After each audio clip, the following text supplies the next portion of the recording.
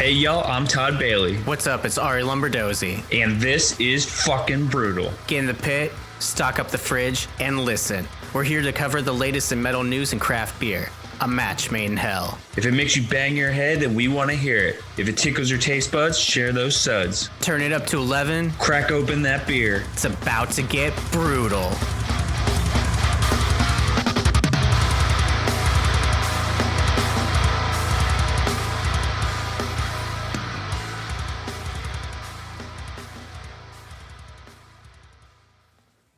What's good there, Hopwolves? It's your boys, Todd, Arie. I switched it up already. My brain's all foggy. Or I'm just nervous because we have a really awesome guest on today. We have Mr. Gabe Mangold of Enterprise Earth joining us on the show today. What's up, dude? How you doing? Thank you for coming on. Yeah, thank you guys for having me. I'm doing well. I'm just here sitting in my studio office thing at the end of a day, enjoying a beverage with y'all. So yes, we appreciate that. Cheers to having you on. Yeah. Hell yeah. Doink. Yeah. Let's start off. What are you drinking today? This is Mama's Little YELLA Pills. I've never had this before. My girlfriend got it when we were up in Denver a couple days ago, and this is the first time I've had it. It is a Bohemian Pilsner, and nice. it's really good, actually. I really enjoy it. Mama approves, I would say. Yeah. That's what's up, dude. Are you normally a beer drinker, or is it like an occasional thing? What's your go-to styles? It depends where I am. Like on tour, I definitely drink more than when I'm at home. I barely drink when I'm home, honestly, unless it's like I'm going out or it's like a special occasion. I'm actually usually like a liquor guy. I love a good margarita or an old fashioned. Those are always my go-tos. But I like a good beer as well. My favorite beer is actually Modelo, just because it's so damn easy to drink and it's cheap, and it's like the best cheap good like beer. So that's always my go-to if I am drinking, just because it's easy on my stomach. So. Being down here in Austin, that is the much preferred beer over Corona. Like if people are like, put that Corona down. Yeah. It's got like, it's like you said, it's crushable, it's easy, and it being like super affordable as well too. Yep, and it's just got more flavor too, which is always a plus. Yeah, it's great. Hell yeah, dude. So we got Gabe drinking a Pils. Todd, do you have one too? I do not have a Pils, no. That's upsetting. Shocking. But I actually have a pretty cool one. It is from a local brewery here, Meanwhile Brewing, down here in Austin. It's got kind of a cool artwork on this. It's like two hands, and it's called Tender Robot. There's actually a fun little description on the back. It says, long story short, when they take over, we sure hope they're nice. We're talking about robots. This is our olive branch just in case. So this is a hazy IPA, and let me see if I can find the percentage. 6.2 ABV. So nice little pocket area. And I'm supposed to taste pineapple, guava, and lime zest. So let's put that to the test real quick. Get a little sip. It's actually a really nice color too when you pour it out. That is nice. Oh yeah, that's tasty. That's really fruity with those flavors I just mentioned. The pineapple that really comes through on the top. Guava is a little hidden there, but you feel it on the back end, and not really getting the lime zest. I think it's probably just overpowered, but it's a nice little hazy. Very good brewery. I think these guys came from the West Coast, which is usually where a lot of good hazies come from. They just have a good track record out that way. They do. Yeah. But no, I'm super stoked with this beer.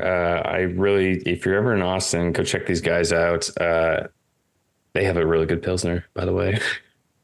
Sweet. So there you go, Gabe. Next time you're rolling through on tour, check it out. Yeah, I'll keep in mind this pineapple guava, whatever. I already forgot what it was called, honestly. But Tender Robot. That's right, Tender Robot. Tender Robot. How could you forget that? Yeah, now I won't forget it. That's for sure. Well, those both sound good there, boys. I'm excited to have beer back on the show. It's been a hot minute for me. We won't get into it, but I have one today. I made sure to have one. I've been sipping on it since before we started recording. And I'm glad that I did, because like this beer is like super overcarbonated and it started like spraying everywhere when I did open it. So never a good look when you're recording here. But what I have today is I don't know if it's always funny with the blurred background, but this is 11th Hour and it's Burning Phoenix Jalapeno Pale Ale. Ooh, I like that. Yeah, I don't think I've had 11th Hour, and actually this is a nice tie-in because I currently live in Pittsburgh, and you're from Pittsburgh, right, Gabe? Yep, I was born and raised. Yep, in the 412. Yep. Right on. Awesome. Yep. So this one, this is a local one. Again, 11th Hour. I'm not super familiar with it, but it says a cult fave. You either love it or you hate it. There's no in between, which I kind of disagree with, but that's okay. Aged on over 150 pounds of fresh jalapenos, this beer is spicy, spelled out in all caps. That's how you know it's spicy. And actually, since I've been sipping it, well, to give you a little look at the color here, which it's always funny because when anyone watching it, it looks like it's just censored, but it's a really nice color. X-rated. Yeah. It's got a little bit of haze to it, but it's a more of like a golden than anything, a little darker on the golden side. It is spicy, and to get one on the palate for the show, it's the body's like super thin, which I don't always like. I'm not super in love with, but what I do love is like the spice actually does come through like super nice. And usually with these types of spicy beers, it's like a little too subtle for what I'd like it to be. But the fact that they put it on so many jalapenos, like it really came through. And it kind of reminds me of the first like few sips that I had, like almost like an Andy's, like the hot fries, because like the yeastiness and the spiciness to it. So it was like kind of a cool nostalgic taste to it. But yeah, other than the spice, like, you know, I think the beer's like itself is okay. It's still pretty tasty. So I guess that's where I disagree with like the in between, because I don't love it and I don't hate it, but I'd probably get it again, just because of like how spicy it is. And the can itself is like very minimal. It's just different shades of green. You got 2 jalapenos crossed with the font and the logo up top, 11th Hour. Yeah. So, but yeah, always cool I haven't like explored too many local breweries like since moving back to Pittsburgh. So that's been kind of fun to pick one. So like I also went to one called Trace yesterday. Actually, that one was really cool. And in Bloomfield, a nice like they have like coffee in the morning, like beer at night, and like they're really into the community and stuff. So that one was really cool, having this one. So it's been a good beer week, I guess. Awesome. Yeah, there's been so many restaurants and breweries and like everything popping up in Pittsburgh. Like, I mean, it was happening right before I left. I haven't lived in Pittsburgh in 7 years, but like even in the couple times, like I come back to visit every now and then. Yeah. And I'm like, man, there's like another new place here and here and here. And it's like, I mean, Pittsburgh has always been great for food and stuff, but it's just cool to see it like just growing even more. So that's awesome. Hell yeah. Do you have like speaking of food in the Berg, like do you have one place that like you have to go to every time you're back home? If I have time and if I can make reservations, Gaucho, hands down. That is like one of my favorite restaurants in the whole fucking world. I remember like going there when it first opened, and then there was like always a line like down the fucking street. And in the Strip, and then they moved downtown and they got like a bigger space. I haven't been there in a couple years, but yeah, that's always my favorite spot. What kind of food do they have? It's an Argentinian like wood-fired grill. So it's amazing. It's like meat, vegetables, bread, corn, like everything, you know, you can imagine, just grilled to perfection and salted and seasoned. Like it's amazing. You'll spend a good chunk of change, but it's totally worth it. Hell yeah, that sounds delicious, honestly. Mm-hmm. Mm-hmm. And you got to get reservations. I don't know what it's still like, but like every time I need to book it like a week or two in advance at least, because they're always booked out. Yeah. It's usually crazy. That's pretty cool. I have not been to Gaucho's, so have to put that on the list to check out. Do it for sure. Sounds great. It's amazing. Yeah. Dude, hell yeah.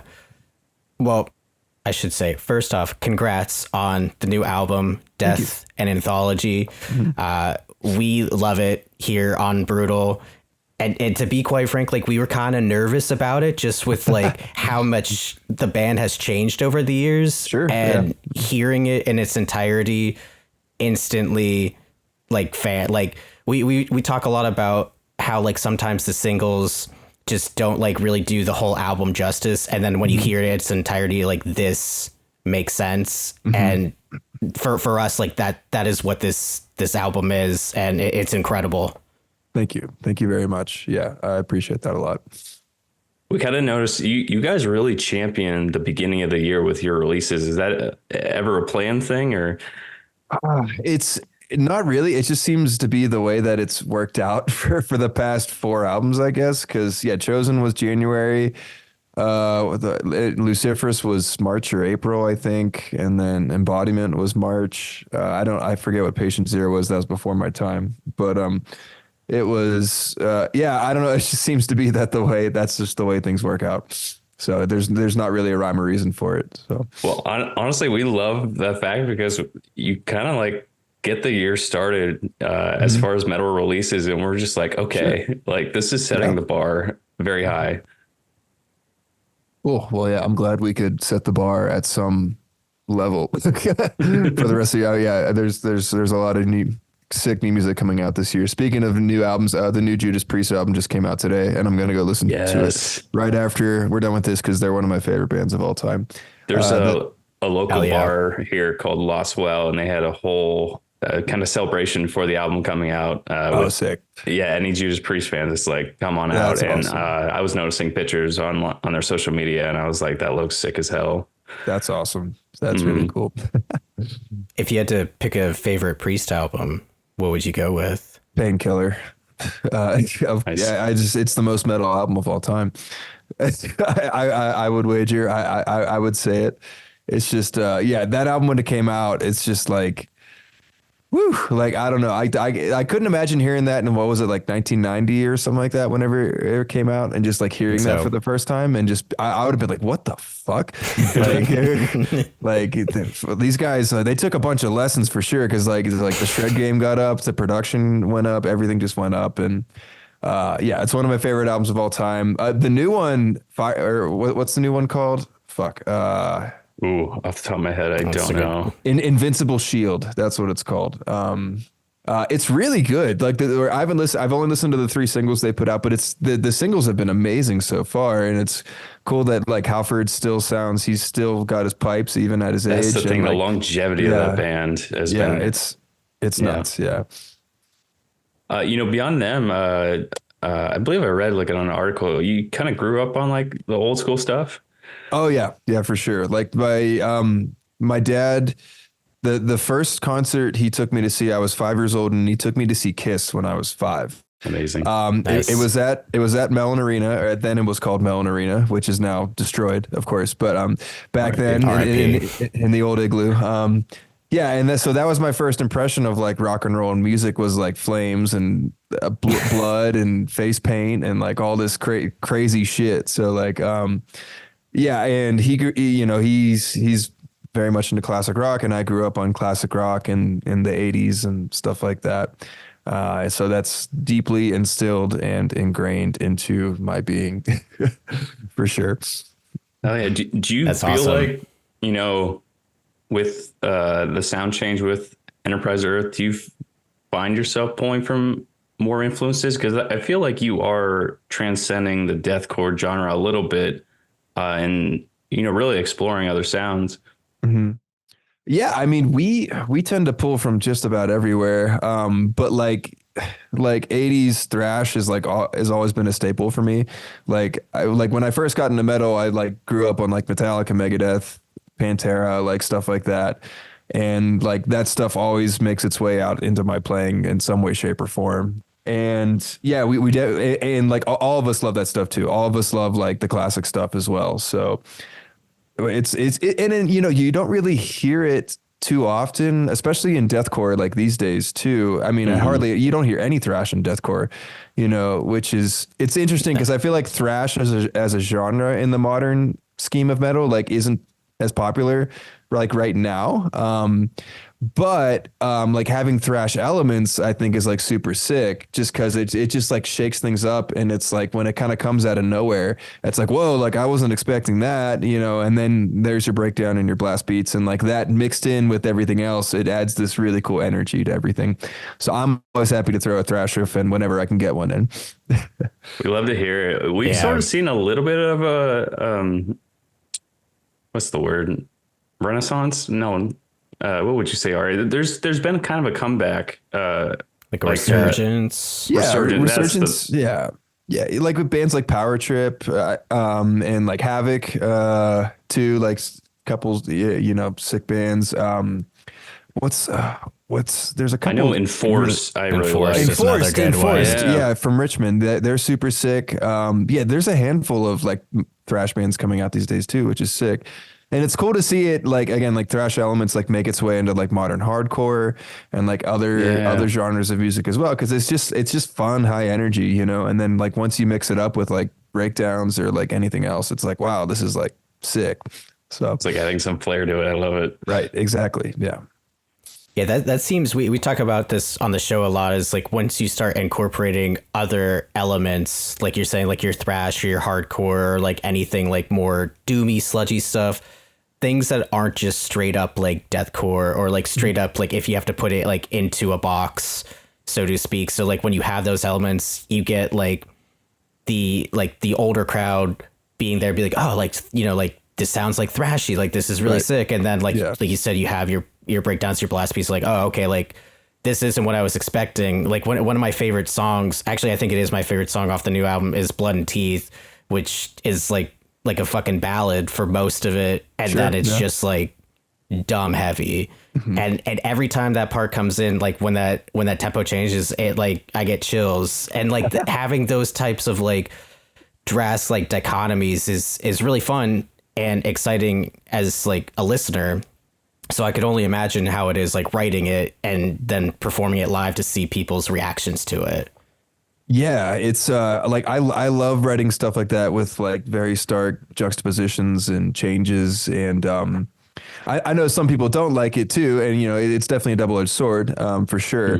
But myself as a listener and all of us in the band as musicians and lovers of music, like we love diverse, dynamic music. And, you know, there's no rules in songwriting, you know, and we 100%. we love to just bridge those gaps. And like, we just like doing things that we want to hear and that we haven't heard before too, you know, like, yeah, it's just really fun. Like Blood and Teeth in particular, that song, I mean, there's a lot of influences in that song, but it was very inspired by Sleep Token, honestly, because like they're another modern band. Another modern band that goes from pretty to heavy and everything, you know, in between. But we kind of did our version of that, but like made it death metal, because Sleep Token they don't blast beat. You know, they're never going they're never going death metal. They're not going to play fast. They're not going to play a solo or anything like that.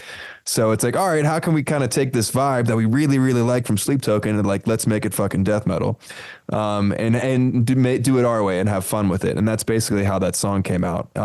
That's another one where it's like, it's a long ass song. Like we weren't worried about keeping it short. We're just like, this one's just going the way it's going to go. We're here for the journey. Yeah. However long it goes, it's going to be as long as it takes. It usually ends up being about 7 minutes. That's like our average song length is like 6 or 7 minutes. That's how long it takes it for us to get an idea out, apparently. But no, that song was really, really fun. That's my favorite song on the whole album too, just because that one definitely received like the most like emotion and work. The lyrical content from Travis was also very deep and dark and emotional as well. So we're going to play it on our headliner for the first time, and I can't wait to play that song. It's going to be a blast. Do you feel awesome. Like the music you wrote kind of pushed Travis to, you know, really mix up his vocals, or like who inspired who? We all inspired each other on this one. This was actually the first time where everyone in Enterprise Earth like wrote together and like contributed to the writing of every song, honestly. So in the past, it would be like, okay, like I write all the music, vocalist writes all the lyrics and vocals and stuff. Brandon does the drums, and we would split things, like 50-50 or like 47-47-5, like in terms of percentages. But then when the time came around for us to, we're putting in royalty percentages, credits, all that fun stuff. We're like, guys, let's just split it 4 ways evenly. Cause it's like, I can't remember who wrote what or who, cause like we were all just like riffing off of each other and like bouncing ideas. And the majority of the album, I would say about 75% of it was written. We had this like 9-day retreat at this cabin near Lake Tahoe.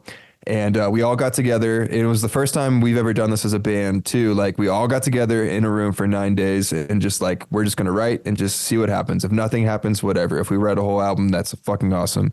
And we almost wrote a whole damn near a whole album in 9 days.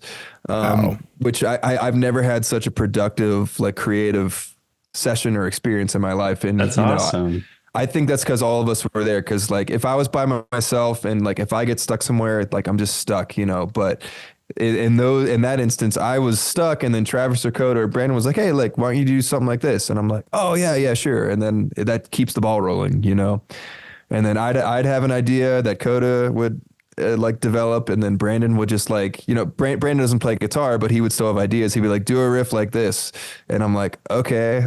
And then I just play along to whatever he's mouthing out. No, it was super, super fun. I can't wait. We're going to do it again just because this album would not have turned out the way it did if we hadn't all done it together. And the theme of the album was definitely collaboration between us. We had lots of guests who we were very fortunate to have on the album as well that contributed and to their individual songs and just took it to another level. So yeah, it was an awesome experience, and yeah, I can't wait to write with the boys again. I have to mention those guests. Was it a dream to get real? Mr. Matt Heavy? Oh, dude, yeah. Like 16-year-old me would have been like shitting his pants, like if he knew like that was gonna happen. Like I just remember like receiving Matt Heafy's like tracks on my computer. I'm like, I have Matt Heafy's tracks on my computer. Like this is cool. Like this is badass. And he's just such like a nice guy too. He's very supportive of smaller, younger bands these days too. He's always promoting and posting and putting them on his like Sirius XM radio channel and sharing stories. And, like I have his phone number. I can just text him and like ask him stuff. And he's like just super cool. Fun fact. He recorded his part in like one take live on his Twitch stream. Of course he did. Yeah, of course he did. And because he asked us, he was like, "Hey, do you mind if I like, record this live on my Twitch?" He's like, "I want a lot of replays, so no one can save the audio." And we're like, "Yeah, fuck it, go ahead." And he just one-shotted it, and just that was it, and it was great. So it was super cool. Legendary, right there. That's awesome. Yeah, that just sounds right. Yeah, it was fun, super super fun. So.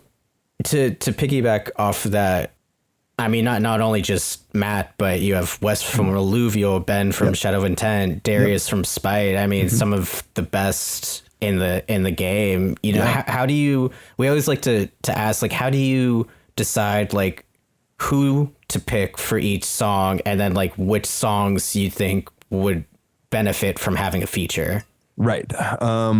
So we were fortunate enough to be friends with Darius, Ben, and Wes prior to even writing the album as well. They're just like very nice humans that we've either toured with or had met, some sort of musical acquaintance or friendship, happened along the way. And we knew that we wanted like those guys, on the album, like in some way, shape or form. We're like, we definitely want Ben, because we had talked with Ben a few times because we toured with Shadow of Intent. 2 tours in a row, one in the States, one in Europe. And we became like really good friends with all of them. And we asked Ben if, he'd want to do a guest spot. It's like, we don't have the song written yet, but, we're like, "Hey man, do you want to do it?" And he was like, "Dude, like, hell yeah, I'd love to do it." This is also how Ben talks. He talks in this voice, like kind of deep. Ha ha. I can't imagine that's how his voice is. I love Ben. He's a wonderful human. Yes. Yeah, and then Darius, I had toured with in 2017, Enterprise tour with Spite in 2017, so we'd stayed friends. And Travis actually, they both grew up in the Bay Area, California, so they've been, nice. Played in local bands and known each other in that music scene for many, many years. we also just love Darius's voice. He's got such a unique, powerful tone and voice and charisma. I guess as far as when we found, like, we had the album written, and like it usually feels pretty right when we're like, okay, like this is the right part for this guy. This is the right part for this guy. For Are you Ben, like thinking of like their voice tone too? As you're it's like, because we're listening to the song, Sans vocals. There's no one's vocals are on it yet, and we're like, Ben would be great on this part, And in King of Brew Nation, and we also wanted to have our guests do, vocals over riffs that they normally wouldn't do, because it's like everyone always asks Ben to go over that heavy deathcore breakdown or something like that, and he's happy to do that. But like Ben loves Meshuggah, and we're like, let's put Ben over the like Meshuggah Thal riff, and like the fucked up riff, like, and just see what he does. And he actually, he was the only one where we let him write his whole part. Like, we didn't have lyrics and cadences put out for him. And it's really strange because that part, it doesn't really follow like a tempo or a time signature. It's just kind of floating. It's really weird and quirky. But he nailed it. He did all his lyrics and placements, was like perfect. We actually originally asked Darius to do Spineless first because that breakdown in the middle is very spite. And we're like, we have to have Darius do the spite riff, even though we wanted our vocalist to do something different. We're like, it's just calling Darius' name. And then we sent it to him, and he was like, I don't know if I really want to do that one, which meant he didn't want to do a riff that he does in his band all the time. And we're like, okay, fair. And then we're like, what about Reaper Servant? And he was like, dude, this song's sick. Like, and then he just crushed the ending, like just absolutely nailed it. And then with Wes, Malevolent Force, the clean bridge section in the middle of that song was very alluvial Wes inspired. So like after we wrote that, we're like, okay, this is the Wes song. Like whenever it's time for the solo, we're going to ask Wes to do it. And he nailed it. Super fun. We played that song in Europe. We were just over there, so I had the task of learning a Wes Hauck solo. Fortunately, he went easy on me, so it wasn't too bad. But yeah, we're just so fortunate and grateful to have all these wonderful and talented musicians on our record. And I would love to continue having more guests and collaborations in the future because I just think it's really cool. I do want to shout out Alluvial because that EP that they dropped. Oh, dude, so good. Oh, so good. The EP and like Sarcoma, the album before that, is also amazing. Yeah, they're just that they're doing death metal right, and it's really fun to see them growing and having some success. So I have to put this on the record. I owe them an apology because I slept on Sarcoma, and when I listened to this EP, I was like, well, I have to go back and listen to the other. And I like fell in love with that album, and I was like, man, like that would have been a top album for that year. Yeah, for sure. Yeah, it's great. You had a chance to write the album together, and Todd and I talk about this all the time on the show because we're like, well, you're the longest standing member of Enterprise Earth, and we're like, we feel like it's just like Gabe. It's like the Gabe show basically. And so like, how does it feel to have like you said, like it was a great experience to have that writing process with people that you really respect and are like super talented. So like, how does that feel, like seeing like this progression to where you guys are at now? I don't know. It's been awesome. Just like, I'm so thankful and grateful for my band now, because with all due respect to all previous members of Enterprise Earth, they all did their thing. They worked, hard. Some of them worked hard, some of them didn't. But that was mostly in the early days. But, like with all due credit to Dan and BJ, the original founders, they laid the foundations of the band for sure. But like, neither of them were meant to do it. Neither of them were meant to take it to the level we're at now. Neither of them were meant to take it all the way. Again, I'm not trying to throw any shade at all or any disrespect at all. But, that became very clear as the years went on too, as, they parted ways and, we had to ask them to leave and like all this stuff. But having like Travis and Dakota, Brandon's been in the band since 2019 now. He's the next longest tenured member of the band. No other drummer has been in the band as long as him now at this point.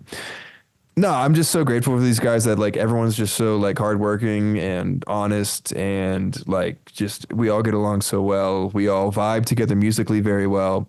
We're a very good team. Everyone works hard. Everyone contributes. Everyone's like on the same page. And it's like, you know, it took a lot of years to get there, but like we finally got there. It's nice to see like the fan base like slowly start. I mean, a lot of fans were, you know, happy with the changes immediately too. But of course, a lot were like, it's jarring, especially when the original vocalist leaves. The vocalist had done 4 albums with the band, you know. That's jarring for any band, you know, like, and we didn't really know what was going to happen when that whole thing went down. You know, we're like, all right, like, I was like, all right, like, this might just be done, you know, like, I might just have to hang it up because it's like, I don't know if we can recover from this. I don't know what's going to happen. But we tried, and then Travis came in and just knocked it out of the fucking park. So, yeah, I love Travis. I love Dakota. I love Brandon. I wouldn't have the heart and energy to keep doing it without those guys. So even though there's no original members and literally the whole band's turned over in the past 2 years or whatever, aside from me, it's all been for the better. It's all like this feels like more Enterprise Earth than anything prior in the past. Again, with all due respect to everyone that used to be in the band, it's just it took a while to get there, but it kind of feels like we're just starting, you know, again for the millionth fucking time.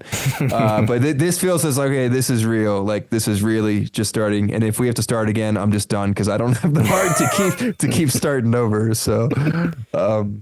But yeah, it's been a fucking journey, but it just always warms my heart just to see people enjoying the music, because we're just writing music that we like and we enjoy, and if people fuck with it, that's awesome. So, no, honestly, this record, I think I said it like an episode or two ago to Arie, but like I really feel like, in a way, this is y'all's Pain Remains as it was for Lorna Shore. Like I really think this is going to be that trajectory for y'all to, you know, maybe get those arenas and everything. Like I really think that. I mean, we haven't blown up on TikTok or anything crazy like that yet. True, so but there's still time. I don't know. We'll see. We need to make some crazy pig noises or something like that on like one of the songs. But I mean, that the Lorna thing's just mind blowing too, just to see. I've toured with those guys many times. They're good friends of mine. They're wonderful people, extremely talented, hardworking guys that, you know, it's, even though it's perceived as overnight success, that shit was like 12 years in the making. Oh, you know, they've been around for a we're while. firm believers in that. It's like this band has been through the ringer. Oh, they've been through fucking, like, I think I've been through some shit. They've been through more shit than me, and more shit than most bands would ever stomach, you know, and they triumphed, you know, and the way it blew up was just crazy. And to see what they're doing now, it's awesome, because, you know, a rising tide raises all ships, and you just see like a lot more attention coming to heavy music through bands like them, through bands like Sleep Token and Spirit Box, Slaughter Prevail. And it's just really cool to see more attention coming to heavy music, and I hope it continues to grow at the rate that it's growing.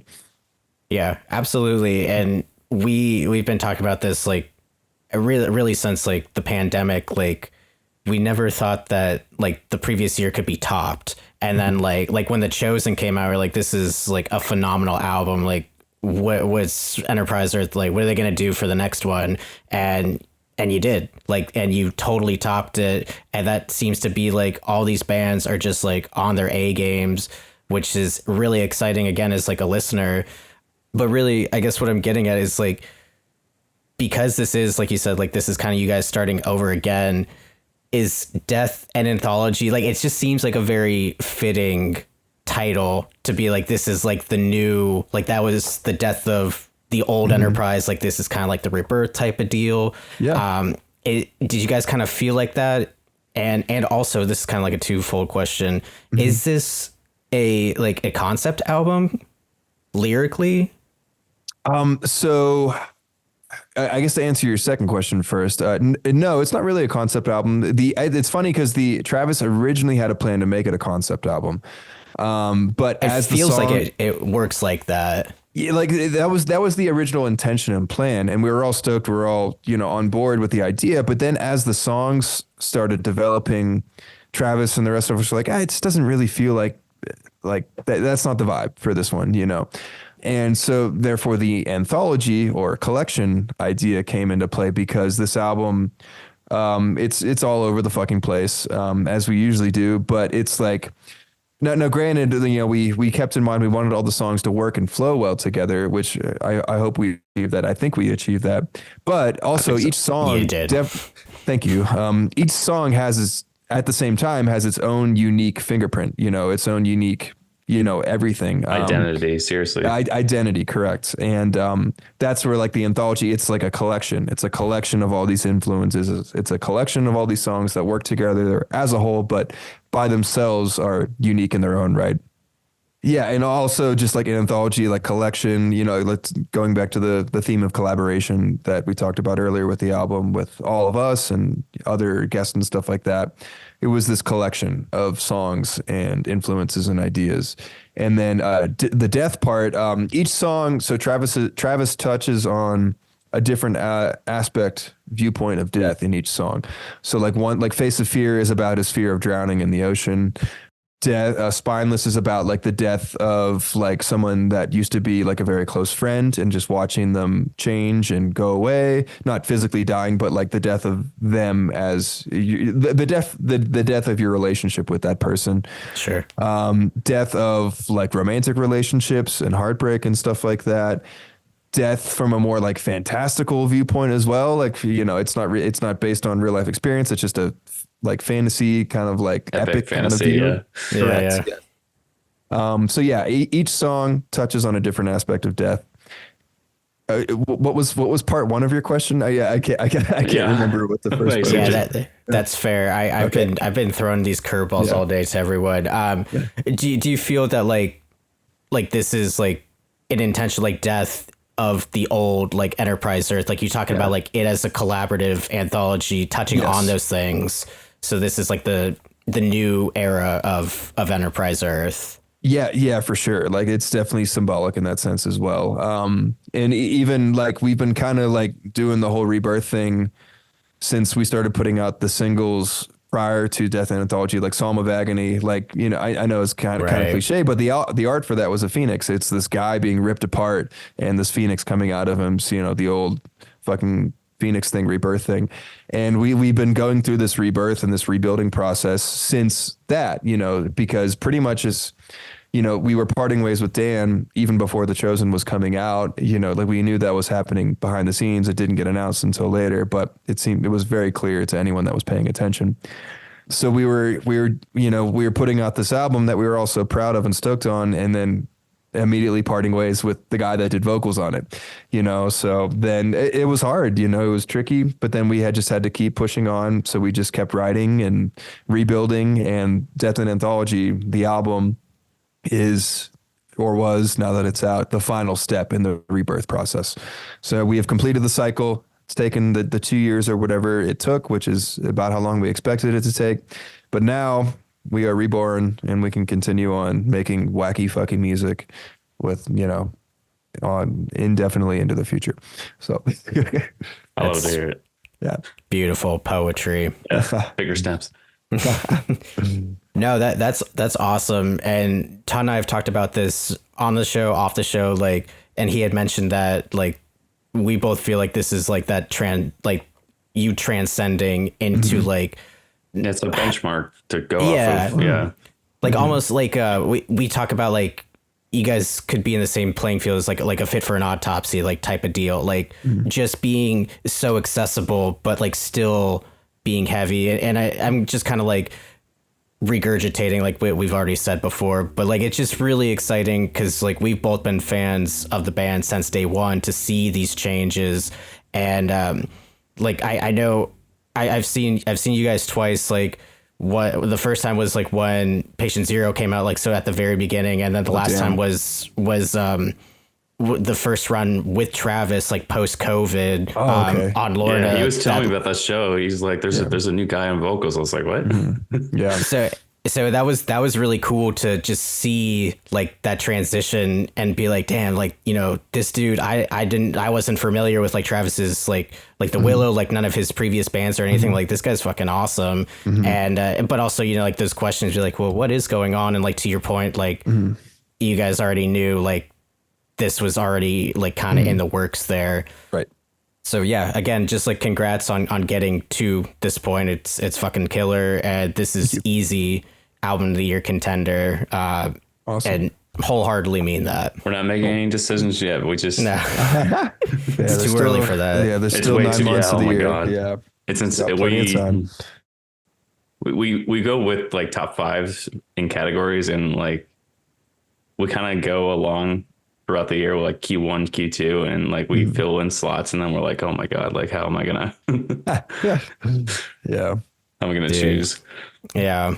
I did want to touch upon too, because you guys do have an upcoming headlining tour in the States here. Like, can you give us a little bit? You mentioned that you're playing Blood and Teeth for the first time on this tour. What do you have like in store for like, you know, the stage presence and like what's going on with that? I'm guessing you guys are pretty stoked to be ripping through the States like that. Oh yeah, I can't wait. And yeah, we're playing about half of the new album. You know, half new album, half old songs, trying to keep it pretty balanced. And we're bringing like this lighting package, like a bigger one than we've ever brought before. We have like more cabs and, you know, backline and stage gear and stuff like that. So yeah, we're just really trying to go all out, like within our financial means, to just make this like the best tour and show that we can put on, you know. And yeah, I'm very excited. I'm very stoked on the support bands and the lineup we have as well. Inferi, Crown Magnetar, Tracheotomy. We've toured with Inferi and Crown a few times each, once with Inferi, twice with Crown Magnetar, and they're good friends of ours. They're awesome people, and we're stoked to have them. Tracheotomy, they opened a couple shows in Florida for us on the Paleface tour, and they were super cool. And we like what they're doing as well. So yeah, we're just going out there having a good time, competing with the 5 million other shows in the spring in the States these years, because there's like 70,000 shows in April, May this year. I will say, I love to see that versus what the pandemic did to the scene. Nothing. So, oh, sure. Yeah. No, yeah, it's more shows better than no shows for sure. But it'll be interesting because, you know, people only have so much time and money. So it's like, all right, like how are ticket sales going to be? Like, are people going to get stretched too thin? You know, maybe they'll go to the cheaper shows actually because there's so many shows that they're spending money on, you know. So who knows? But we'll see. Either way, we're going to be out there having a good time. And yeah, we cannot wait. Dude, hell yeah. One of my favorite things is seeing like any tour posts that you have, and you just look so stoked every single like show, every single night, which is cool because like we love when bands don't take themselves like super seriously. Like you're playing this extreme music, but like derping all over, you know, the world having fun with it. is Yeah. fucking awesome. Right. Yeah, no, it's definitely great. And yeah, I'm always having a blast up there. So I would not rather be doing anything else. So yeah.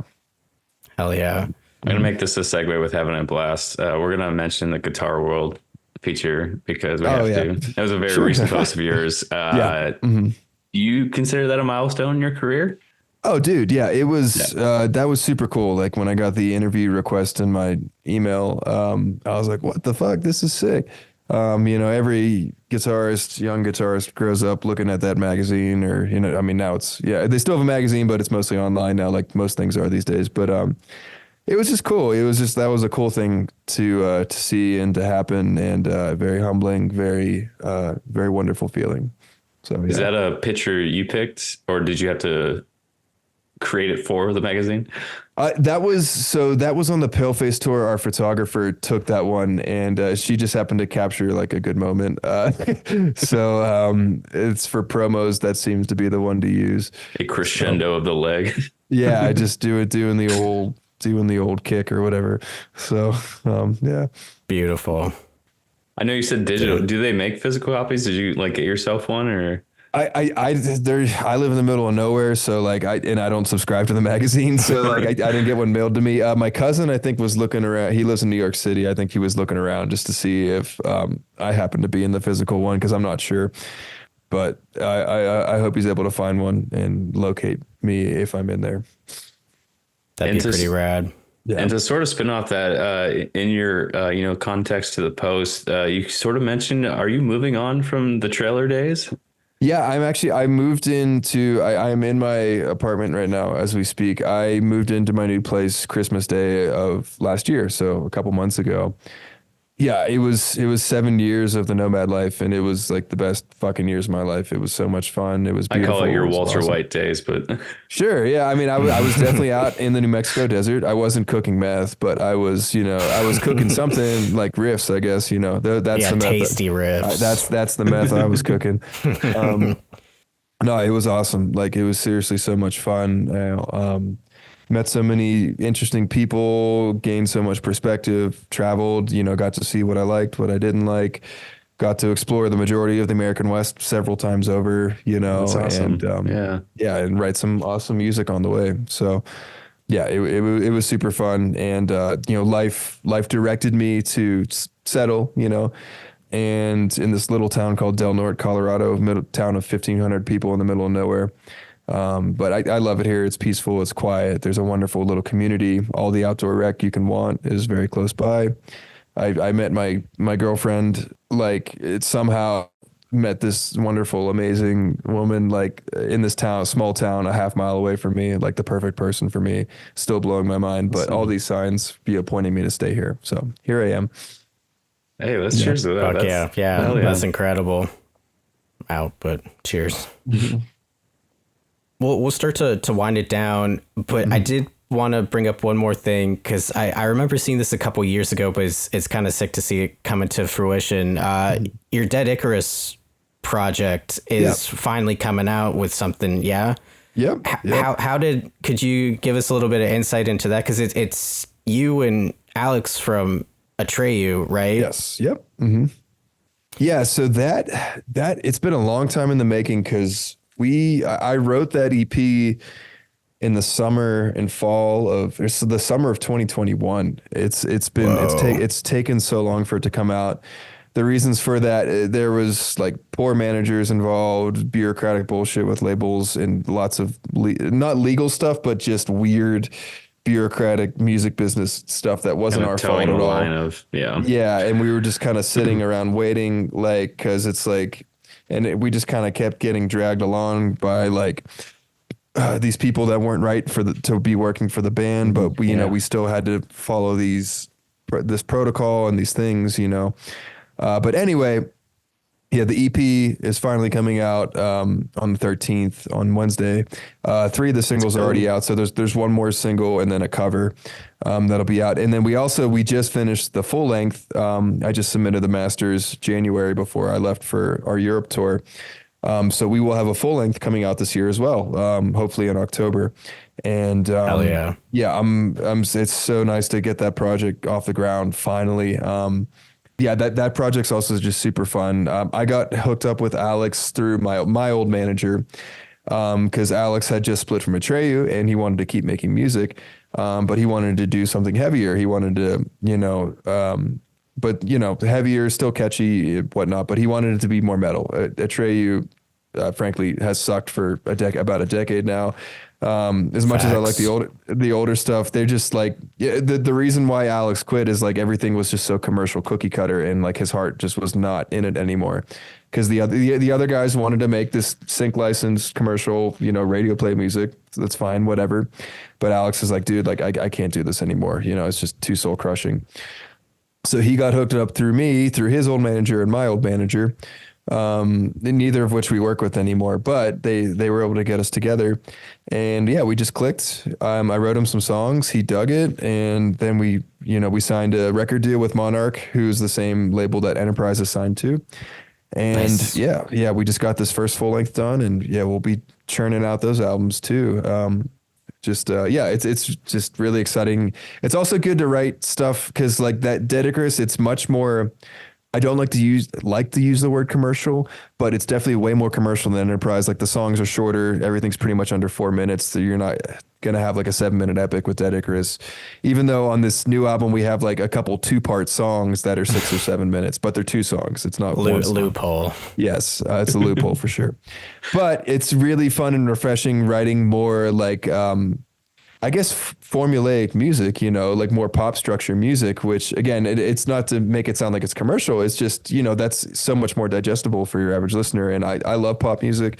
I love stuff like that too. As much as I love that stuff equally as much as I love epic prog songs, so it's good. It's good to balance that out with what I'm doing an Enterprise mixed with, something more commercial, but still fun and honest that has musical integrity that is dead Icarus. So keep an eye and an ear out for that. There's a lot of very fun songs coming out very soon. Beautiful. Love it. It sounds like it's a big year and all around for you with the new lifestyle, all this new music coming out. So again, that's fucking sick, dude. And congrats on all that. Thank you. Todd, do you have anything else before we give Gabe more of a platform to get some final plugs in? I love that you bring up, kind of trying, little different styles with different projects. And, this was brought to our attention on a subreddit that like you've been influenced by hip hop a few times. Yeah. Yeah. Was any part of Death an Analogy? Is there any riffs, anything like that was influenced by something hip hop or rap? Yeah, so maybe you've seen, there was a couple posts recently. So someone had finally decoded that the end of You Couldn't Save Me was T.I.'s 24s, and they were right. Yeah, and then that was more of a happy accident. Like once we wrote it, we realized it, and we're like, oh, fuck it, this is sick, but it's like the same key and roughly the same tempo and everything. But in Death and Anthology, the song I Divine, there's that little kind of like acoustic break before the last chorus, and then the outro was like, that's almost a direct rip of Gangster's Paradise by Coolio. And because actually when I was writing that part, I sampled Gangster's Paradise real quick just to drop it in there, because like we were all together writing and we're like, this is like so fucking funny, and then I was like, actually that chord progression is really cool, let me like write something original now like around that, and then that's how the rest of that song came out. But yeah, it's just funny when things like that happen, because it's like, no, I'm not trying to do that. No one's trying to do it. It just happens, and it's just like a fun little happy accident. It's kind of a what if, like, let's just see how this plays out. I know this conversation actually makes me think of Jordan from Every Time I Die, because I think he's on record of saying like a lot of his riffs are influenced by like beats, hip hop beats. Yeah. Yeah. And like, I feel like that's how you get something original too, is when you pull from outside your genre. I mean, a prime example of that is Polyphia, like the way that they've made like progressive hip hop, like they kind of like pioneered hip hop guitar, but like made it so shreddy and crazy at the same time, but it's still so very listenable. Like the stuff they're playing is absolutely ridiculous, but anyone can listen to it. Like your mom, your dad can listen to it and enjoy it. But then you try to pick up a guitar and play it, and it's like, what the fuck? Like it's crazy. So they don't even hide it, like with the song titles. It's just they embrace the vibe. They found their thing, that no one had ever done before, and that's why they are the biggest instrumental band in the world now because of that. So, and who did they get? What guitars did they get? Oh gosh, he's very iconic. And they had Steve Vai. They had Steve Vai on the one track. Huge flex. Yeah, it was crazy. But yeah, those guys are crushing it too. They're awesome. Gabe, it's been an absolute pleasure, dude. Thank you again for coming on and hanging out with us like this. Again, you have the North American headlining tour coming up. How can we call our fans the Hopwolves? How can the Hopwolves, which they probably already know, but where can they find Enterprise Earth, your personal socials, anything you want to plug, please?